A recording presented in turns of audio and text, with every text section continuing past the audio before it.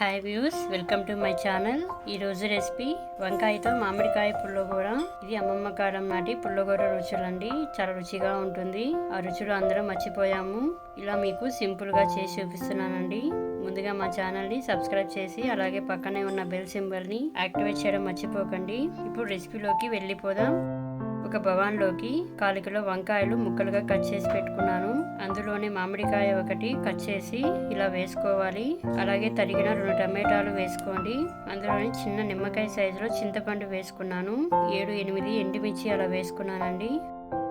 1/2 spoon పసుపు, తగినంత ఉప్పు వేసి మీడియం గ్లాస్ సైజులో వాటర్ తీసుకొని అలాగే మూత పెట్టి 10-15 నిమిషాల పాటు వదిలేయండి. మీడియం ఫ్లేమ్లోనే అంతా బాగా ఉడికిపోతుంది.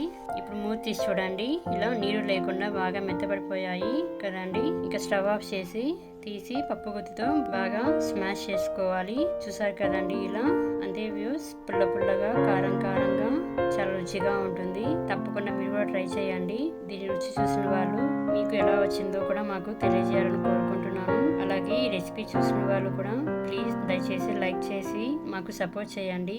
అలాగే మీ ఫ్రెండ్స్ కూడా షేర్ చేసి మా ఛానల్ని సపోర్ట్ చేయాలని కోరుకుంటున్నాను. ఇలా బాగా మెత్తగా స్మాష్ చేశాక ఇది పక్కన పెట్టుకోవాలి.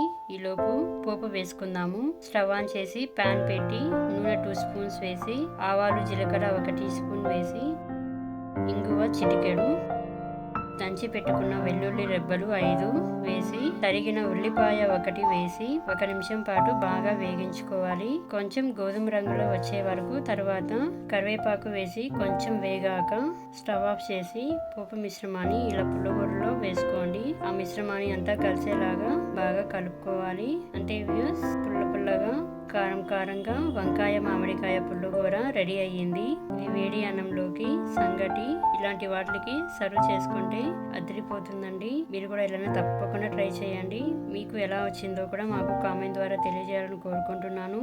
అలాగే మీకు ఎలాంటి రెసిపీస్ కావాలో కూడా తెలియజేయండి. మీకు నచ్చితే లైక్ చేసి మీ ఫ్రెండ్స్ కూడా షేర్ చేయండి.